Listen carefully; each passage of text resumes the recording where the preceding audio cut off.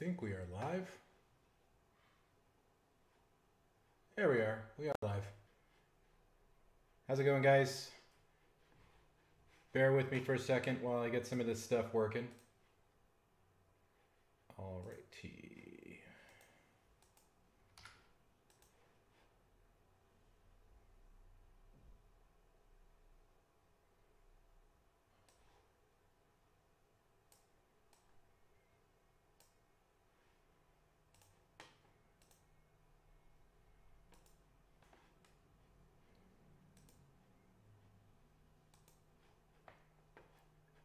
If you are watching, give me a couple minutes. I'm just getting everything started up here so we can start with the chats and all that fun stuff.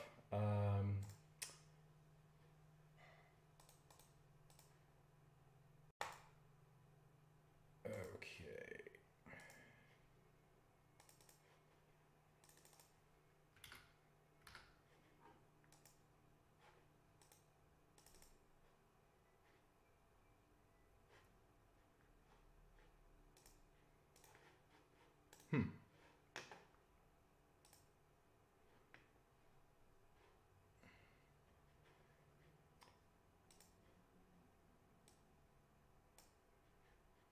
How strange.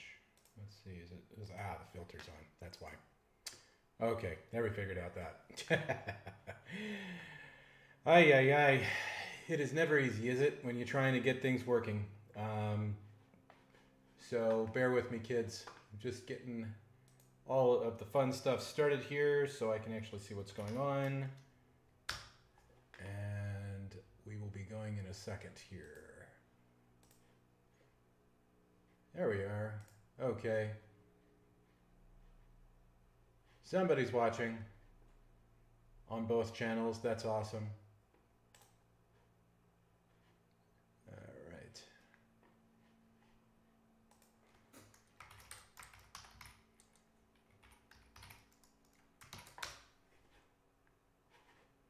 Okay. Yeah, let's see. We're almost there. Almost there. Okay, I'm gonna pop that chat out. There we go. All right, we have somebody in Facebook land, and we have somebody in. We have a couple people in. There we go. All right, we have a couple people in Facebook land and a couple people in YouTubeville, and that is good. Okay, we have everything going on there. So let me just try one more thing here real quick, and then we can get going. I just need to fix this one dock problem here. So bear with me, please. Okay.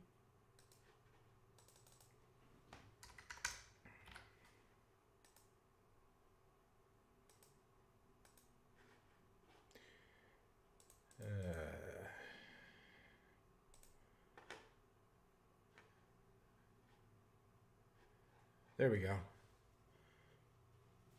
All right. Hey, we got people. And we're live. I love it when technology works. One day I'll be able to streamline this whole thing, and at the touch of a button it'll all just activate and it'll be beautiful. Maybe. I don't know. Who knows? We'll have to find out someday. So in any case, how's it going? I'm Scott from ThePedalGuy. This is my YouTube channel, my Facebook page, my dealership. Pedal demos, pedal knowledge, pedal sales. I love pedals, and so do you. Today I'm going to take you through something I covered yesterday on my channel with regard to using JamSync to MIDI, and I'll be answering questions as well. So this is a great opportunity to hit me with your best shot, pun intended, and you know, we'll go from there. Okay, so in any case, let me see what I can do here. So in any case, how are you guys doing today? Everybody good? Give us a shout out if you can see and hear everything okay. I'd love to have you hang out with us while we go through all the fun stuff here. I'm looking at the channels here. Okay, we got people there. We got people everywhere, which is good. Let's see, just waiting for something to way up here. Okay, we got a couple people watching here and there. If you are on Facebook, welcome. Thank you for coming by and stopping in. If you're on my YouTube channel, how's it going, guys? Good to see you. I hope everything is going well and that you are all doing quite well across all the social channels. And for that, probably one person on Twitch that's watching, hey. I don't really do a whole lot with Twitch. In fact, I do nothing with it. But frankly, I have the only reason I've got it set up this way is because I have to have 3 platforms in order to make the chat window work that you're seeing on that side there, that side of the screen. So here we are. Good here in Florida. Okay, good to hear that. I'm glad. And thank you for coming on over there. You demand. Okay, I love that. That took a minute to get that one, but good to see you. So in any case, if you're on my Facebook page and this is the first time you've been to the Facebook page, please consider following and keeping up to date with everything that we're doing here. If you're on the YouTube channel, please consider subscribing. And if you're feeling saucy, I also have a super chat, so you can throw up a buck or two, which certainly helps when I'm giving all this groovy information for free every week. So if you are feeling generous, I would appreciate it for sure. In any case, here is, so here we are. It's another week. Another week has gone by. It's been a hell of a one over here. I don't know how you guys have been doing, but obviously we're all, all kind of bent out of shape and waiting for this, getting more and more impatient for this vaccine and all that fun stuff. But really the underlining message here is I hope you are staying safe. I hope you're staying healthy, and we'll go from there. And I do have a lot of news coming up in pedals today, so that's pretty cool. Before we get there, though, let's take a quick look-see at what we're going to be covering today. So I'm going to be covering using the SDRUM with my Headrush pedal board, which is something I talked about a couple of weeks ago. However, when I was talking about it then, I was talking about using it with just using the Headrush to send signal off to the SDRUM. But this time what we're going to be doing is actually locking them in tempo. And it's a lot of fun because it's one of those things that I think you're going to really like. Because now what you can do is you can lock the two up in sync so that when the SDRUM is playing back a rhythm, the Headrush pedal board, all the tempo-based effects will follow that. And that way it sounds like a real band. And it sounds, I think, a lot better. But in any case, we'll get to that in a second. Let's see, Udemand's got a couple of questions. Any Zoom V3 thoughts? Well, that's actually going to relate to what I was going to talk about here. One of the pieces of news. So we are one very small step away now from being authorized to be a Zoom dealer. It's very exciting. Really want those pedals in here. And the recorders and all that good stuff because they make so much great stuff. So I'm really hoping that I'm keeping my fingers crossed. So they maybe jump through a couple of hoops to get going. And as you probably saw this week, I released a video on the V6, which is the bigger version of the vocal processor from Zoom. And we don't have any other vocal processors at ThePedalGuy because, well, we're not a TC dealer anymore. Thank you very much, Uli. But sorry if that sounds a bit cynical and sarcastic, but hey, what can you do? If it walks like a duck and it quacks like a duck, what do you get? We are one step away from getting our hands on a dealership with Zoom, meaning that I will have access to all of the Zoom products. So all the recorders, all the pedals, everything that they do. And that, of course, includes the V3. So, Udemand, I'm probably going to have that in stock before too long, I hope. I put together an opening order, and I'm hoping that will get them here sooner than later. So it's going to be great. I'm really excited about it, and I'm really hoping that it will be a real success. I was really surprised, frankly, about the response Now, unfortunately, on Facebook, this wasn't the case, but over in YouTube land, this was absolutely the case. There wasn't a whole lot of videos about the V6. The V6 had there was really very little content about the V6. It kind of surprised me, and I thought, why the hell wouldn't anybody want to talk about this thing? It's awesome. And the V6 is well, the V6 is amazing, you know, and I think I hope that the video I did help people. I think from the response I'm getting so far, there's a lot of intrigue about it, and well, you know, when you do a vocal video, that's always going to be a little interesting because it did get some let's call it colorful feedback on a few things about the audio quality. And please understand that when you're watching that video and you're listening to that audio, I'm not using the standard mic that I would normally use. I'm using a shotgun mic, which is not necessarily the best for doing voiceover. Or I'll be using my lav mic as well, my wireless lav, and those aren't always the best. Those aren't always the best ones to use for those particular videos. But it's better than switching back and forth and all that. But in any case, I think you get the point of what can happen with the V6 when you use it. It's a great vocal processor, and when we get the V3, I'm looking forward to doing that as well. But when I saw those videos on there, because I was doing my research on the topic, for you YouTubers out there, one of the biggest things you can do, one of the best things you can do for your channel is make sure that you watch and research out the topics of the products you're going to talk about. Because if you don't, you're just wasting your time at that point, and you're going to be so very unhappy with the results you get. So in any case, I would say, you know, do yourself a favor and check that out. I'm looking here at the... Forgive me for looking up here, but I'm just looking at the screen to make sure that everything is going okay. Let's see, turn that. Ah, Kevin, okay, I couldn't see you before there, buddy. Sorry about that. I can see, you know, I couldn't see who the comment, I can't see who the comment is coming from on Facebook. This is one of the things about Caster that drives me freaking nuts, is that I can't see that. But if I open up Facebook on another window up here on my second screen, then it pops up and I can see who's here. So, hi Kevin, how's it going? Good to see you. Hope all is well. Hope you're able to get your hands on that processor we were talking about, the voice box. So Zoom is going to be in the pedal guy before too long.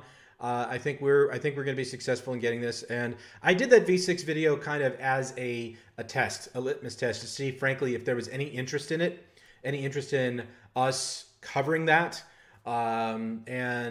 Thankfully, yes, there was. So I'm very happy about that. And we'll see what happens in the days and weeks to come. So I'm looking forward to that one. Okay, so Udaman, you talked about, you meant the V6. Okay, so check the vid out. Let me know what you think. But that's happening. Now, the other brand that's going to be hitting us in the next day or two is going to be Line 6. I now have a Line 6. I have a Line 6 shipment on the way from our supplier. I know a lot of people have been asking about Line 6 here.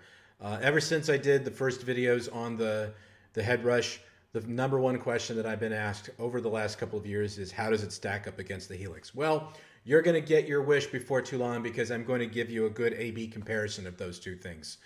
And I'm really looking forward to that one because, well, you know, Line 6 makes some great stuff. And I've been really, I've been really happy with what I've used from Line 6. And I know it's hard to see, but I do have a few Variaxes lying around here. So I'm a fan. I just never really had a chance to get into the Helix because, frankly, I was just too busy with all the other things that I was doing. So it wasn't really high up on my priority list, but now it's coming. It's on its way. We're also getting restocked on all of the Singular Sound products as well. So we're taking pre-orders on that at the moment. Speaking of pre-orders, still taking pre-orders on the NUX MG30, and that has been going pretty well. There's been a lot of pre-orders already. I'm one of the only guys out there that's taking orders right now, so this is a good time for you to get out there and check that out. So my hope is that, you know, you'll see what's going on there. Well, you know, that's basically about all that's going on as far as like pre-orders go. There is some news on the Hot Tone side of things. So I had some great conversations with Hot Tone this week. I spoke with them directly in China with my contact out there because they've just recently went over to a new supplier to be their distribution. And so I wanted to talk to them about, you know, things that are happening here. If they were aware of everything that's happening here, clearly they weren't. I'm thankfully they are on the way to grabbing it, to grabbing more information on what's going on with the distribution side of things and getting a hold on this whole marketplace fund business, because I just don't want to get in the business of bringing in a product where I'm going to have to race to the bottom as far as like selling it. For those of you out there that have dealerships or sell stuff online, you know, you kind of want to make some money at this, right? There's no point to it otherwise. So in any case, that's going to be coming along anytime now, and looking forward to seeing what we can see in the near future. So there are some new items coming from Hot Tone, and they did announce one of them, which was the new Soul Press. That is coming, and it will be here, I think, sometime in Q2 would be my guess. I think late Q2. And then there's the Ampero Stomp. And that one piqued my interest quite a bit, because if you've been watching any of the videos on YouTube, some of the stuff that's been said over around on Facebook and everywhere else in social media land, the Ampero Stomp, what people have been saying about it is it's absolute BS. Most of it is not true in the least. So I'm happy to say that the stuff that's coming on it, I can't tell you what's in there yet, because frankly I haven't seen it.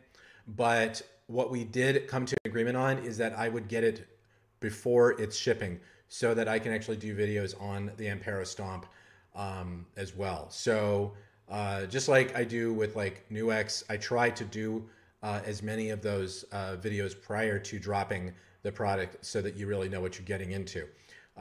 Which I can see Neil Thomas is with us here. Hey Neil, how are you? I can see he's with us here in Madrid. Very good, sir. I'm glad that you got your MG30 and you're happy. For those of you who have put a pre-order in, and I haven't been, I only do these streams once a week in the US. Look, I would love to have it here tomorrow. I'd love to tell you that we're going to have it here tomorrow, but it's very likely going to be here. We're projecting at the end of next month, mainly because it needs to go through FCC certification. Any electronic item that comes into this country needs to have FCC certification in order to be legal. So it's the law. We have to follow it, and that's holding things up a little bit. But it's not NuX's first rodeo. They'll have it here before too long, and I think we'll be all the better for it. And by the way, I got some of these MIDI plugs in stock. We had some Steel Singers, and they sold through in about 24 hours. They were gone. So I only have a few of these. The MIDI plug, if you haven't seen or heard this is a really great little headphone amp for the money. This is like 69 bucks.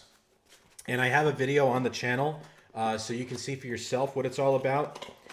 But for $69, you get this really great, here, let me hold it to the right camera here. You get this really great headphone amp that works for guitar and it works for bass. It has impulse responses in it.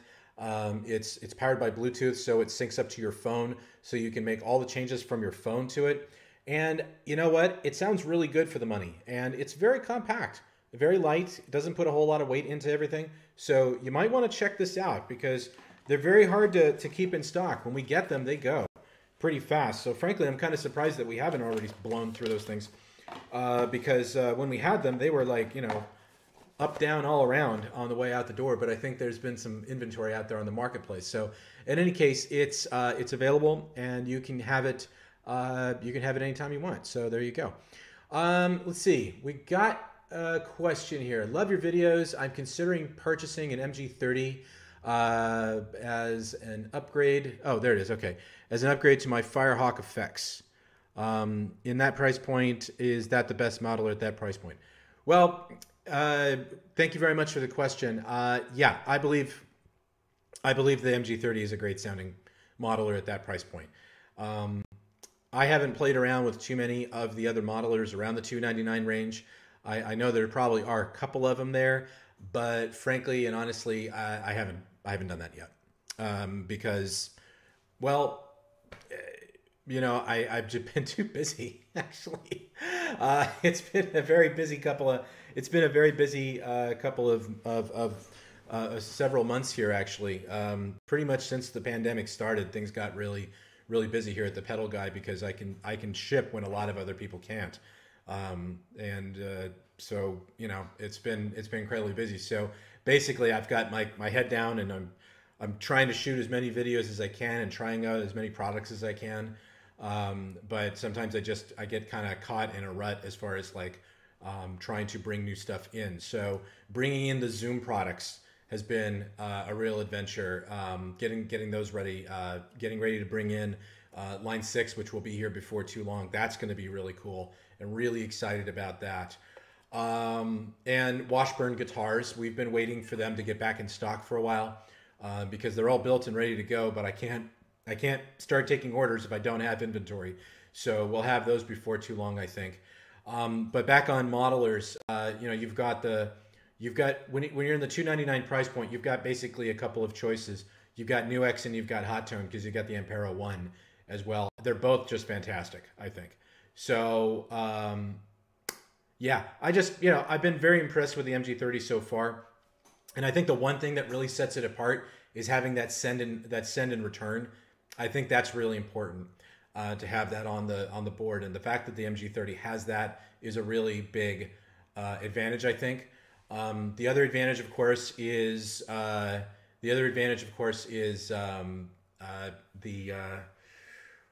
shit. What is it? The other advantage is having the expander, the foot switch that comes along with the external foot switch. Sorry, it's been a rough couple of days, so I'm having a hell of a brain fart here. Okay, got another question from you, man. Do I do Affirm? Yes, on the Reverb, on my Reverb store. Yes, I do Affirm. I do Affirm that we take Affirm. I just don't have the V6 up there yet for sale because we haven't been authorized as a Zoom dealer yet, but that will be happening shortly, I think. So stay tuned and just send me a mail, info@ThePedalGuy.com, and I'll keep you up to speed on all that. But yes, we do take Affirm, absolutely. Yeah, there you go. There you have it. So good stuff all around, right? There's some really great stuff on the way. Oh, and I have a new microphone coming. It's actually here. I'm just waiting for a couple of actually I have to go get it. That's sitting over at my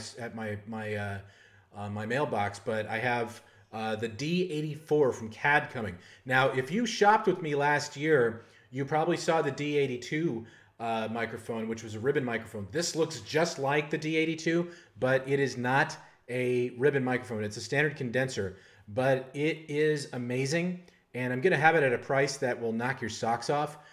So it's perfect if you just want to hang it over the front of your amp to get a really great side address amp sound. Really recommend it, and I will have them before too long. So, and I won't tell you what the price is yet because I have to actually build it into the system. But stay tuned to Reverb, eBay, The Pedal Guy, wherever you shop with me, that's where you'll see it. And see, we got a couple people here. Okay, Jay Coulter back. Thanks for the advice. I use a Trio Plus with the Firehawk effects and want to use it with the MG30. The send and return, yes, I agree. The send and return is it's pretty much essential if you want to use it with the Trio Plus. I did an event a couple of weeks ago where I showed how to use it with the Headrush. And I definitely made use of the send and return module in order to make that work. So be sure to check that out, okay? Okay, who are we also? Udaman cool? It is cool. Okay. I stuttered. Sorry I'm late. Well, that's okay. We won't hold it against you. Okay? Let's see. Hope the wife doesn't find out what I spent on pedals. Well, Udaman, I'm not even going to touch that with a 20-foot pole. When it comes to our household, We don't have a code of silence when it comes to it. My wife and I are extremely open about our purchases because she has her passions, I have my passions, and well, my passion is what we do here for the Pedal Guy. It's all about music and music-related stuff. So yeah, there you go. Also, one other thing I should mention, there is a sale going on right now on Reverb, on our Reverb store. Not everything is on sale because there's a few things I can't put on sale. However, there is a sale going on there right now, and now is a good time to get in there if you want to save some bucks on some of the gear that I carry. So maybe you'll come in and check that out because I think you'll really like that. Okay, let's see what we got here. We got some stuff here. What's going on? Corey, well, let's see. This is a question about oh, okay, that's a question about the arrows. We'll have to come back after that. I get to rebuild after a major theft. Taking notes. Well, geez, I'm sorry that you get robbed or something. What happened, man? That's a real bummer. Well, I hope everything turns out okay on that one. Sorry, a little drinky drink. Okay, so I'm going to show you what we're going to talk about here real quick. I did this a minute ago, but let me go back to the top down here. So I've got the SDRUM and I've got the Headrush pedal board.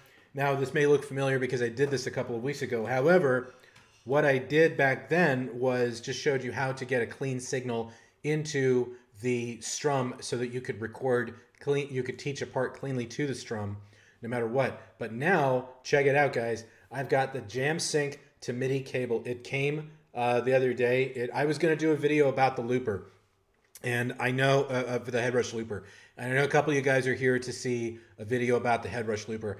I'm so sorry, guys. I wanted to do something today with it, but honestly, it's been a rough couple of days. So really, timing was, pure shit, and I didn't have time to sit down and do a lot of stuff that I would have liked to have done, which would have been the looper. But I'm going to get to it momentarily, so probably you can count on seeing that next Friday, and then I will talk about it more. I also wanted to do more of a deep dive into the whole Frippertronics thing, because the major update to the Headrush looper is its ability to create those Frippertronic effects, because it wasn't able to really do that accurately before, and there was definitely a problem, especially when you got up to 50 layers of loops. Although I don't know how many people actually would stack up 50 layers of loops. It does happen. But in any case, that is on its way, and I will absolutely do a video about it, because I don't want you guys coming here and then like looking at this and going, oh, well, Pedal Guy doesn't really know what the hell he's talking about. But, or, seems a little out of whack, or not really keeping his eye on the ball or whatever. But I wanted to go ahead and just make sure that we handled that appropriately. So in any case, yeah, next week you can count on seeing something about the looper. And what I will be doing too is showing you how to sync up a Headrush pedal board to a Headrush looper board. And that is pretty awesome, because then you can really lock in the effects along with the looper board, which is exactly what I'm doing that's exactly the idea behind what I'm doing here today with the SDRUM. Let's see. So we got a few videos here. A few comments here. Let's take a look. Insurance has not paid off yet, so waiting. They took all my instruments and most of my pedals. Ah, fuck. That sucks, man. I'm sorry to hear that. That really blows. So I hope that works. I hope that works out for you. Jeez. My videos are appreciated. You demand. Thank you very much. Kind comments are appreciated. And let's take a look here. Okay, so what this does, so let's talk about this little cable here real quick. Okay, so the guy that makes this is his name is Delay Dude.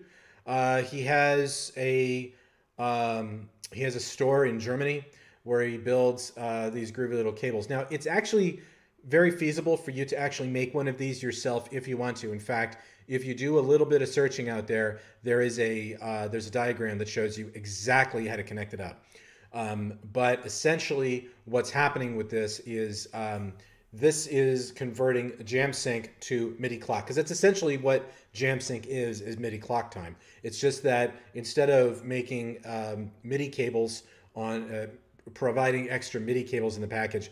I guess Digitech decided it was smarter just to put it into a stereo plug. But in any case, it sends start-stop messages. It sends start-stop messages and tempo. So it is in this configuration. It's a master configuration, meaning the SDRUM is going to send the tempo and the via MIDI clock, and the Headrush is going to receive that via MIDI clock. Now, what I'm hoping for is that the Ampero at some point will also feature or support MIDI clock sync. I don't believe it does at this point. If any of you guys know, sound off, let me know, and we'll be sure to check that out. Timpani, kettle drum. What is that? What is good for that? I am a guitarist, but I'd like to set this up as accompaniment. A timpani, a kettle drum. Well, I'm not quite sure how to advise on that one. You'd have to probably expand on that a little bit for me to be able to accurately give you a better answer there. So sorry if it's a little wishy-washy there, but well, I do what I can. In any case, let's see what we got here. Okay, let's go ahead and just get to it, all right? Because we're at 12:30 now, and I have to stop at 1 today. Okay, so what we're going to do is we're going to connect the JamSync to the back of the SDRUM, and then we're going to connect the MIDI plug to the back of the Headrush, the MIDI in. Because remember, if you haven't used MIDI before, MIDI in to MIDI out. Not MIDI in to MIDI in, not MIDI out to MIDI out. It's MIDI in to MIDI out, and vice versa. So hope that makes sense. If that sounds a bit basic, sorry, but I do get that question a lot more often than you may think. So let's see here. Well, we're going to take the JamSync out, which is on the back here of the SDRUM. We're going to take it to the back of the Headrush here. Just going to the MIDI in. Make sure it is in the right direction. There we go. So let's see if I can give you a kind of a better idea of what's going on there. Okay, so there you go. There's the MIDI input, and it's plugged in. Now let's talk about the connections here real quick, so you understand. For those of you who haven't tried to connect the SDRUM to try to connect the SDRUM to the Headrush or something like it before, it's actually quite simple to do.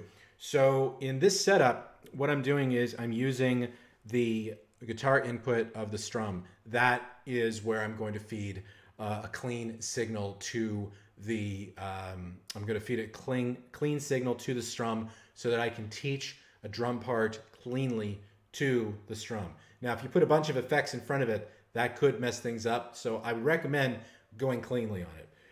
Okay.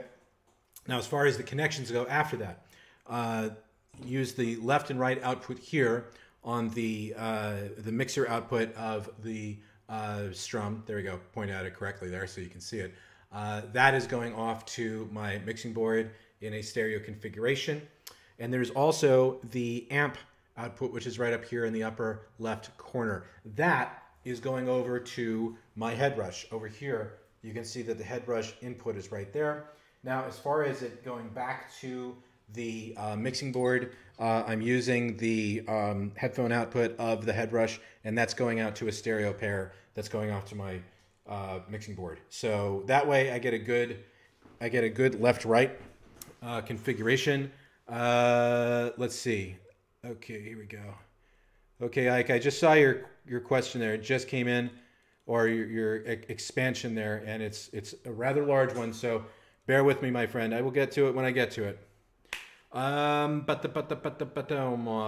Let's go back here. Okay, so anyway, that's how you make the connections. And so at this point now, what I'll do is I'll show you how to actually sync it all up via MIDI here. So let me just answer Ike's question here. Kettle drums are used for the boom in the 1812 overture. Oh, okay. You wrote me a mail about this the other day, didn't you? So the context is SDRUM. So my context is SDRUM contents. MIDI cable will be 3 conductor, 3 conductor, just terminal. Well, as far as the SDRUM goes, I don't know how that would honestly work for you. in that regard, because I don't know if there's I don't think there's orchestral in here at all. It's just kick and snare. So I'm not sure if you can really make that work or not with the strum. You might want to look at the Beat Buddy perhaps. That might help you out a little bit. But there you have it. Okay. So hey Jennifer, how you doing? Good to see you. Anyway, okay. So without further ado, let's go back to that top down. Here we go. So now we can.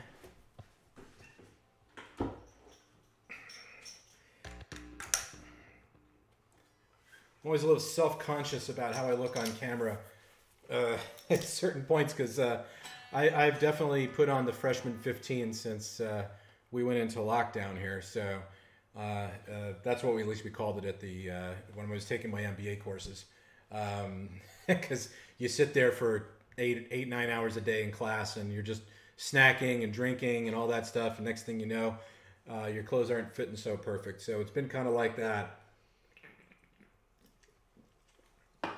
Maybe I should stop baking so much. Okay. Now let's see. Let me get my headphones on here, and let me just get everything tapped in. Okay, here we are. Hello, hello. Okay.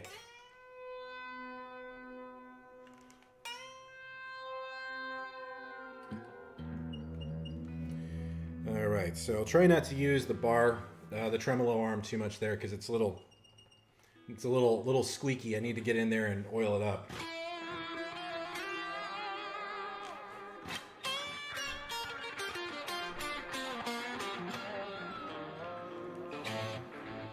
So that's obviously not what that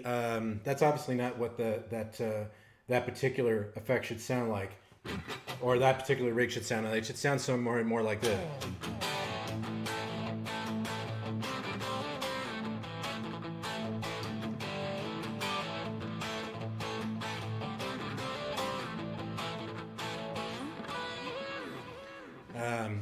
It's called Crazy Ted for a reason. So if you're not a Ted Nugent fan, you really ought to become one.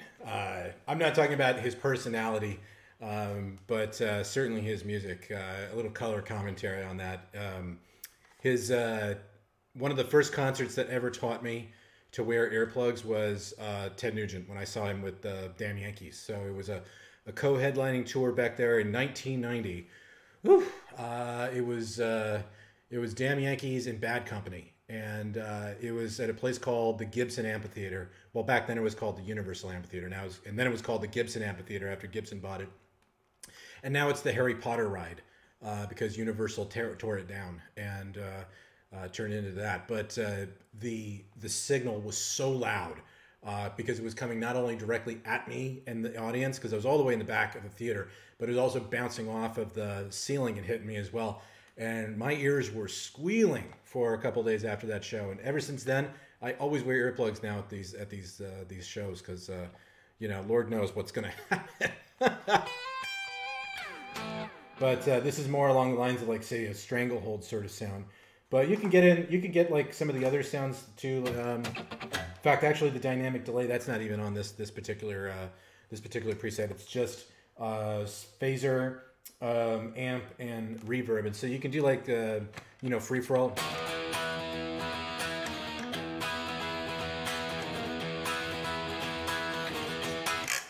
To get that kind of sound. Sorry, it was my ring. But in any case, okay, well, back on our fun-filled fact here at the moment. Let's go back and take a look at things now. Okay, so here's the point about why I'm making such a stink about this particular feature, because when you're playing with drums and you're playing with a band, one of the things that I think when you can lock in the effect, the tempo of the effect, along with the tempo of the effect, along with the drums, I think it just sounds even better. I think it sounds good, but I think when you can lock it all together, it sounds even better. And then once you do that, I think the results are just like much more professional and much more realistic. Okay, so in this case here, the phaser is a tempo-based effect. So if I turn that on and I look at this, you can see that it's set up to 3/4. The sync is on. So if I just listen to that,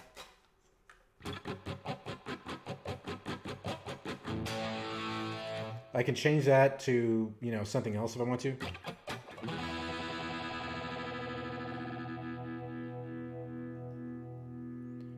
You know, I might want to go for a full bar.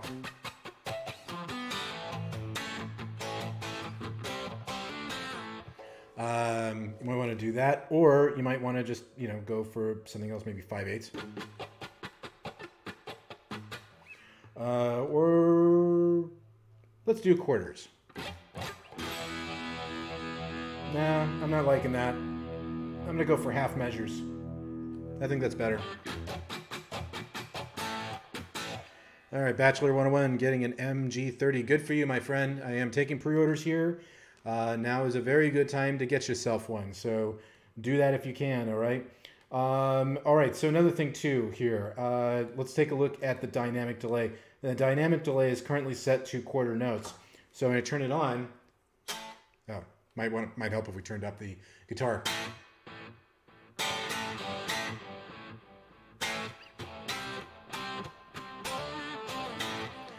Okay, so the idea here is I want to teach a part to the strum and then have that tempo of the strum lock into these effects as well so that I can have it all sync up at one time. So in order to do that, if you haven't synced things up before, or if you haven't set up MIDI before, unfortunately, because of how I'm all set up here, you'll need to go back and watch the video on the YouTube channel, on the Facebook page, because it's all sitting there. Go to the upper right corner, go to the three dots and go to global settings. And from here, you can see receive MIDI clock. Make sure that's turned on. Okay, so that's half the battle right there. Make sure that's turned on. And then go back to those three dots again. Go to hardware assign. And you can hear Brian there in the background, my doggy. Because we're not there yet, okay? The next thing we need to do is we need to change it from fixed to current. And I haven't done anything yet as far as like teaching it apart. But what I'll do is I'll keep it on fixed for right now because I'm gonna teach it apart. And I'll even change it to something like, you know, 72 BPM.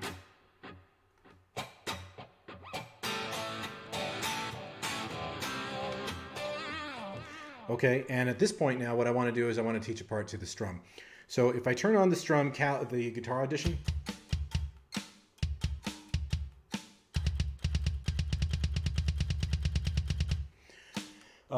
that's how we set it up. So if you haven't used a strum before, again, there's a video that takes you through how to do all of this. So don't worry, if I'm going through this fast, it's because I want to show you what we can do here. So I'm going to go ahead and teach it apart, and we'll go from there.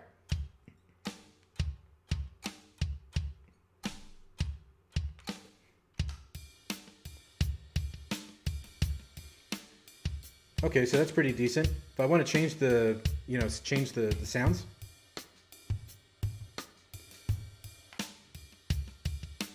Go to a, all right, that's pretty good. And that's not good. Because I want it to be a heavy sound. Can you guys hear that okay? Let me know, let me know, let me know.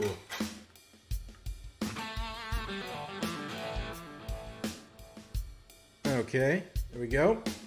All right, now at this point, if I want to change the tempo, I can do that. Obviously, I don't want to do that at this point. But what I want to do is I want to hit fixed, change it to current, and look what's happening now. It's syncing up to the tempo of the strum. So now if I play a note,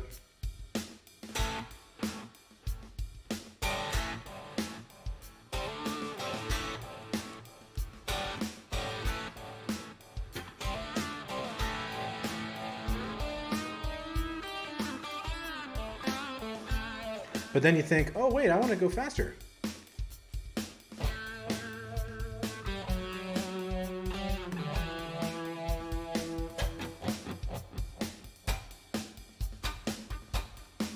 Let's see, change the pitch, turn on the pitch delay.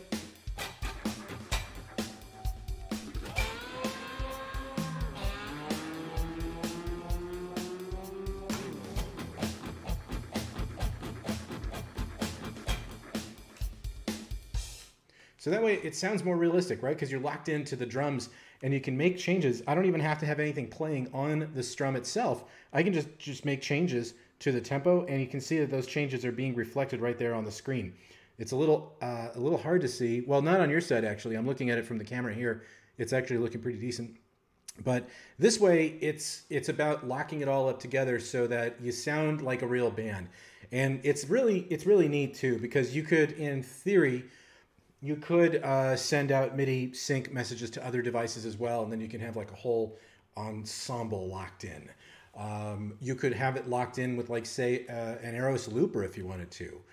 That might be kind of interesting to see how that would work for you, because I know a lot of people do work with the Beat Buddy, and they sync up the Eros to that as well. But this is a really great feature, because I just think it just makes the whole thing sound better when you're playing with a real band, or like when you want to sound like you're playing with like a real band.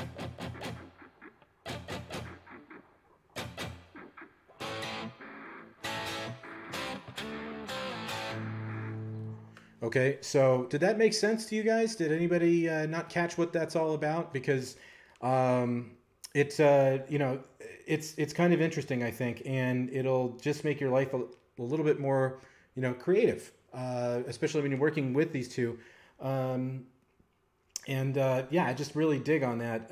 I'm hoping that we'll be able to do that with the Ampero at some point. I don't believe that MIDI clock sync is one of its fortes, but I know that feature has been requested several times. I just haven't seen anything happen with it yet. So let's go back to the other, let's go back to our other camera here, to where the screen. All right, so let's see, we got a couple of comments here. Too bad the sync out of the strum does not send MIDI note data for external drum machines.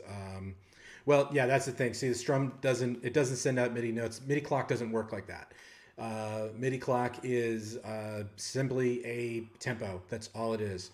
So start, stop, and tempo. Other than that, it's not a MIDI note transmission. Sorry if you can hear Brian in the background there. He's probably angry at the squirrels running in the backyard. But in any case, let me go ahead and kill the Headrush feed there for a second. All right.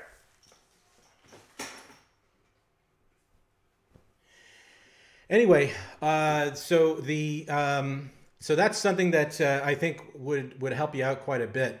If you are in the if you're trying to decide between a strum and a Beat Buddy, I did a video on that a couple months back where I talked about this particular feature, and this is something that definitely separated the two. But you do need to have that cable in order to get it. So let me show you again what that cable looked like for those of you who came in a little late.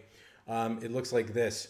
So it's made by a guy called Delay Dude. In fact, he even has a little label right there. But you just go to delaydude.de, and he's got it there. Now, if you have the soldering iron and you have the patience and the time, all of which I'm not sure how we're all doing on time these days. I don't have the time. I hardly have time to blow my own nose at certain days. But this cable is like, I think, $30 and shipped. So yeah, you can have it in a couple of days or a week or so, and then you're done. It's just like with the Beat Buddy. And the Beat Buddy, if you want to use the MIDI out on the Beat Buddy, it does require you to use you get one of those MIDI adapter cables that Singular Sound makes. So it's the only way it works otherwise. But in any case, that's how all of that works. And I really wish after that, you know, man, I got to tell you, I wish so much that the Trio Plus had JamSync in the back. It would make my life so much better if I could have the JamSync capabilities back here. That's one of the things that this product is dearly missing. But I guess the theory behind making something like the Trio Plus was that they didn't want to give you too much. I guess is kind of what I'm thinking at this point. But hey, look, I could be wrong. Maybe it is, maybe it isn't. I don't know. But it would be really nice if it did work. I would love to have it. I would love to have that capability with the Trio Plus, as many of you would as well, because I know every time I release a Trio Plus, it's like I can count like clockwork how many views I'm going to get on that video, because there's unfortunately just not a ton of new content out there on the Trio Plus, which is kind of a shame, really. But you know, these things happen. Let's see what happened here. Okay, great, good. Good, Ike. I'm glad you got something out of it. Thank you. I'm glad that worked out for you there. So we're kind of rounding the corner here and getting towards the end of our hour. What questions do you have out there? Because I know people have got questions or requests, and now would probably be a good time to start covering that. I know one thing that I've been talking about doing is potentially looking at doing more work with digital audio workstations and all of that. I think that that's something that's definitely on the plan for later this year. I am actually carrying a lot of. So I have the ability now to sell software here at ThePedalGuy, and I will be doing that momentarily. Again, it's all about time management and all that. So I'll actually be able to start selling Pro Tools at some point. But Studio One, all the Arturia synthesizers, all that stuff would be pretty cool. I know a lot of people use Reaper, and that's something that would be interesting. Maybe Ableton Live. I know that one requires a little work to understand clearly what's going on with Ableton Live, because it's quite an application. But in any case, that might be something to help you out there, because I know a lot of people want to record, they don't know how to, and they need a little help. And I totally understand that. I've spent the majority of my career in technology, so to me, it's second nature to show people how to do that. And I know, though, when you're starting from ground zero, that's a little more difficult. So I'm switching from Diet Coke or Coke Zero to coffee now. So there we go. Hey, if you tour the Tesla plant, you get a Tesla mug. Isn't that nice? I don't know, honestly, if you do or not, but I did go to the Tesla plant up in Fremont, California, and saw them actually building the Model S, which was so cool. I was so enamored with it back then. That was probably 6 years ago now at this point that I saw them building those things, and I felt like I had to constantly wipe my mouth because I was drooling so much. But in any case, okay, so Jennifer's got something here. The Headrush pedal board is way easy to use compared to the others, but it would be helpful to see you use it with a tube amp and straight into the recording device. Okay. Well, that's not impossible. I did actually do a video on that, Jennifer, on using amps with the Headrush. So you can do that. You could take what I showed in that video and actually expand on that. But I get the point. That would be a good way to go. Let's talk about that for a second. So what you'd want to do in that particular case is use the send and returns back here to send a signal off to the amp. And you can choose anywhere you want to be along the signal path here of your rig. So you could put that effect send, if you want to, the effect send module here at the end. Like I can actually mock it up really quick here. Let's make sure everything's turned down. Okay, good. You could actually mock it up here. So I could go to, well, actually, let's talk about where you'd want to put that. Ideally, you wouldn't want to use the cabinet in that output. You'd probably want to put it right here. And let's see, go to effects loop and pop in an effects loop module right there in the signal chain. At that point, then you would probably want to turn the mix down to, like, say 50, so that it's sending signal out to the amp regardless, and then it's also keeping signal going along the signal path here. So that's the way I would probably do it right off the bat. However, it does take a little bit of practice, but I can definitely see us doing, possibly an updated video on how to do that. It actually ended up being pretty interesting how that all worked before. I think that would be kind of fun. I know one other thing, though, of course, is the looper, and I promise that will be something that I will get into next week. You know, time permitting, of course, but it's all coming down to how much time there is to look at all of this stuff and to do these videos and prepare the content. It all takes time. And I know I've mentioned this a few times before, but I'm not a I'm not a full-time YouTuber. If I was a full-time YouTuber, believe me, I'd have a lot more people than, you know, how many I have on the channel.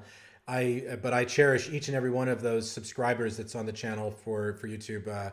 We're almost at 13,000 subscribers now, so thank you very much for that.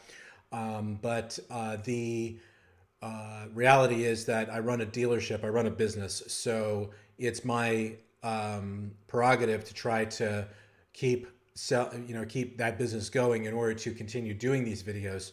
So eventually, when I do have time to get to that and plan that content out, I will absolutely circle back and do something with that, because I think that would be probably a fun concept to talk about again. I know people are asking about that too with the MG30 and with the MG300, and I have done one already with the MG300 and showed you how to use amps with it. The other thing though is with the MG30 and the MG300, and for that matter, the Headrush, is reamping. That's another thing that we haven't talked about yet, that might be worth talking about as well. You know, doing something on the doing something with reamping. I mean, would you guys want to see something about that? Because reamping is a whole art unto itself, and it requires a little bit of understanding on how DAWs work and how signal flow goes and all that fun stuff. It's not something that is an easy concept to get right off the bat, but once you do get it, it's amazing. So for those of you who aren't familiar with reamping, here it is in a nutshell. So you take you record a guitar part into your DAW, you listen back to it, and it doesn't have a whole lot of life to it. What you can do is you can send that signal off to a product like the Headrush, have it go through the processor of the Headrush, and then send it back out to your digital audio workstation and record that onto another track, so that you have a before and after, and it makes your guitar sound go from here to here. So that would be a pretty interesting topic to tackle. So that would be probably some fun to talk about. I did a reamp video on the MG300, and that seemed to light people's fire up a bit. So yeah, that would definitely be fun. Let's see. Okay, so I've got a couple of comments here. Jim, I would recommend Cakewalk by BandLab for both beginner and pro DAW users. It's free with no trials. That's very true. And I'll even tell you a little secret there, Jim. I used to work for Cakewalk back when it was Cakewalk by Roland. I used to be the guy on the road doing all of the clinics for Cakewalk. And that would be that. I've always thought that Cakewalk, that Sonar, was a superior product in so many ways in its day. And it was so much fun to use, and it was hey, how's it going there? Aloha. It was so much fun to use, and back then it was a Pro Tools world, and Pro Tools was being sold by itself for a very large amount of money, and you had to get the M-Box with it, which was, you know, in its day, okay, it was all right, but it wasn't my favorite interface. I'll just be honest. I'm sorry if that offends you, but offends anybody here, but M-Box has never been one of my favorite interfaces to work with. But actually, I'll even tell you why I did it very quickly, why I got onto it, because I was also with Steinberg for several years. And when I was an independent guy, I was doing voiceover work, and all the Steinberg stuff has that stupid dongle on it. I hate that. Any software that really tells you you've got to have a dongle, I hate that. That is the worst copy protection in the world. So give me a shout out if you agree, okay? And I'm all about copy protection, copyright protection, all that stuff, software protection. I don't want anybody getting pirated, but the fact of the matter is when they make the copy protection so obtuse and difficult to work with, it's a pain in the ass. But anyway, so what happened is I was in the middle of doing all this voiceover work in one of the Steinberg apps. I think it was Nuendo. And all of a sudden, my computer lost communication with that stupid dongle. And I lost hours and hours and hours of work down the crapper. And I just said, okay, F this, I'm done. I don't want to deal with this crap anymore. So I went down to the local store, which at that point was Sam Ash back when I was living in the Valley, and they had a competitive upgrade for Sonar back then, and I think it was Sonar 2, 2.5, something like that. I brought that in, I installed it, and it worked like butter, and that was it for me right there. So it was really nice to go out on the road and do clinics for them back when they were a Boston company, because it was great. I could go, hang out in Boston, which is a great city. But I would be able to go out on the road and tell people ethically, not, like, hey, I work for them, so therefore I get behind this brand. I actually invested in the software first, long before I was using it. So I, hook, line, and sinker. I was into it. And technically, I could say the same thing about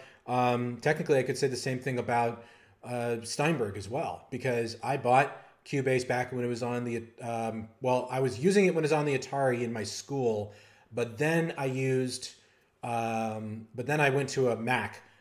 And when I say a Mac, I'm talking about a Mac SE30, okay? So think about the iMac before there was even such a thing as an iMac. The screen was about that big. Maybe you guys remember that, I don't know. But I had that working with a reel-to-reel tape machine. So again, it was one of those moments where I was an investor in the brand and the product before I ended up buying it. And that, I think, makes a big difference when you're on the road and you can tell people, hand on heart, I bought this long before I worked for the company. So the fact that I work for the company is just a bonus. So it's kind of the same thing here about showing these pedals and showing all this stuff. It's like, guys, I buy this stuff. I buy all this stuff before I even, I buy this stuff long before I do videos or anything like that. So the reason why I don't use the word review in a lot of my videos, now I might use it in a video description because that's a keyword. That's a keyword phrase that gets clicks. But the purpose of my videos is to show you functionality and to showcase the product itself. It's never my intention to sway you one way or the other, because at the end of the day, I'm not reviewing the product. I'm showcasing the product. So that's been kind of a thing that people have talked about on YouTube lately, is the whole paid placement for the videos. In that I don't do that because I think that's just a bunch of bull. If I haven't bought it, I typically don't put it on the channel at all. Once in a very long while, somebody will send me a pedal for me to try out, but I will find an interesting way to twist it around, like a Nobel's ODR Mini was given to me once by the distributor, and so I put it up against the Tube Man because I'm a Tube Man. I'm a New X dealer. I'm not a Nobel's dealer currently right now, but that would be of interest to do that. But in any case, the point is that I think I do have a point here, Jim, which is, yes, Cakewalk is some really great stuff. I still think that stuff's great, and I know a lot of the guys that are there. And I know a lot of the guys are there, and they're fantastic. They're fantastic people, and I'm so very glad that they landed on their feet, because once you get bought by Gibson, oh boy, that's the thing that can really get you into trouble. So I really feel sorry for Mesa Boogie, because I have a feeling they're going to run him right into the ground, as Gibson has been known to do over the years. I'm sorry, I'm not a Gibson person. I have a couple of Gibson guitars, but I am not a Gibson endorser in any way, shape, or form. Even now with the changing of ownership, I think there's still a lot of things that are wrong over there that they do need to fix. They do need to work on it. And that comes from somebody who used to have a very significant impact on their business in my previous part of my career. So once you get bought by a company like that, it's only a matter of time before they run you into the ground or just kill you off. And I'm so glad that Cakewalk was able to find a way off the plank there, and they were able to springboard into something a little better. Okay, so we got a couple of comments here. So Jennifer's asking for reamping. Okay, yep, I can do a video on that. Okay, Bachelor, you need a cup of coffee? Well, here you go, buddy. Java. Little fun-filled fact for you, you guys and gals here in North America. If and when every holiday season Trader Joe's gets the winter blend in, go get yourself some of that. Stockpile that son of a bitch up, because you are going to want that coffee. This is our favorite coffee in the house. and we stockpile that stuff when it comes into the market, because they change it slightly a little bit every year. It has peppercorns in it, so good, and we will buy tens of canisters and have them in the garage, and ooh, that makes such a wonderful cup of coffee in the daytime.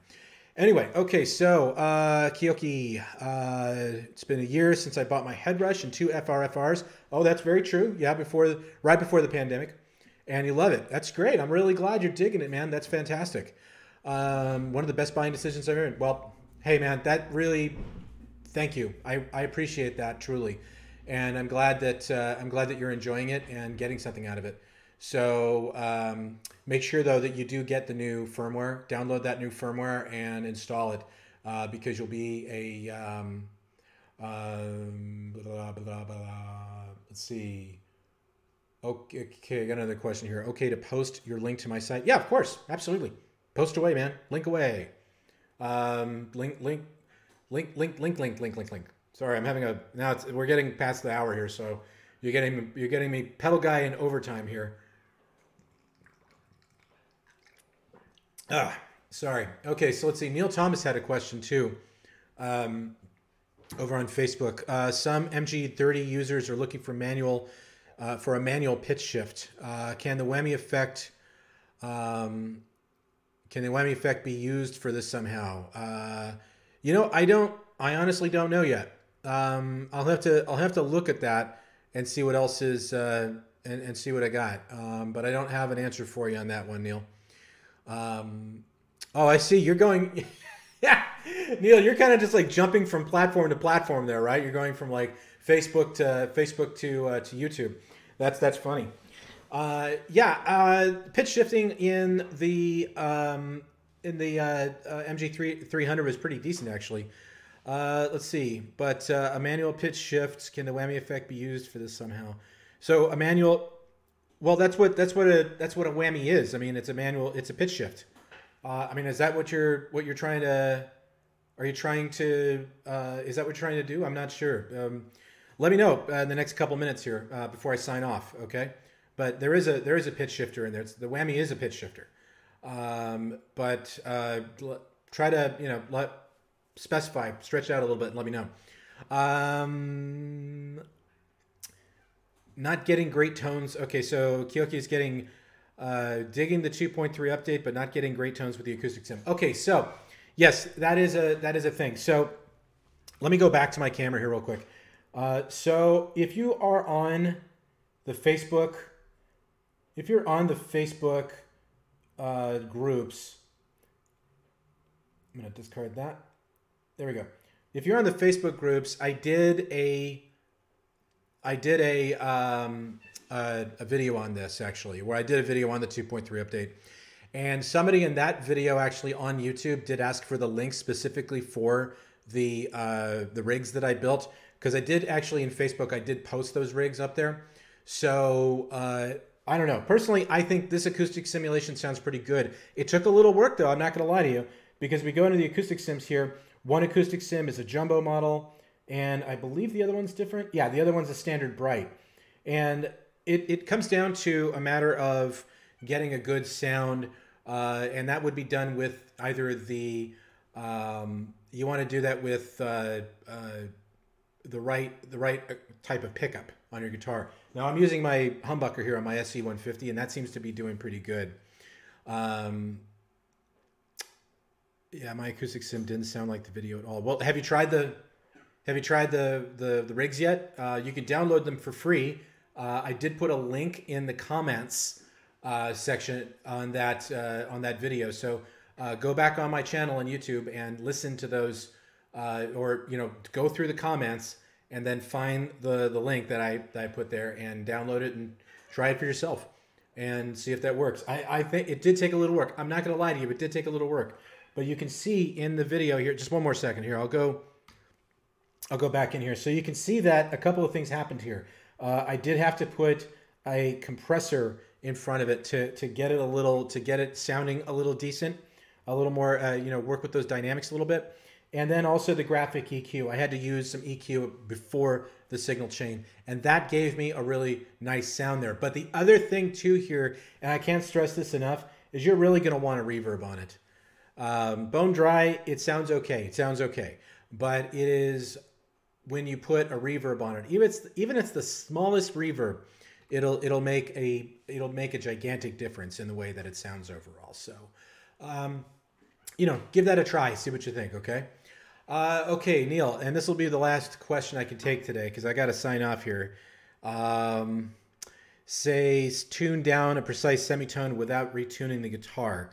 Not trying to find it via expression pedal. Okay.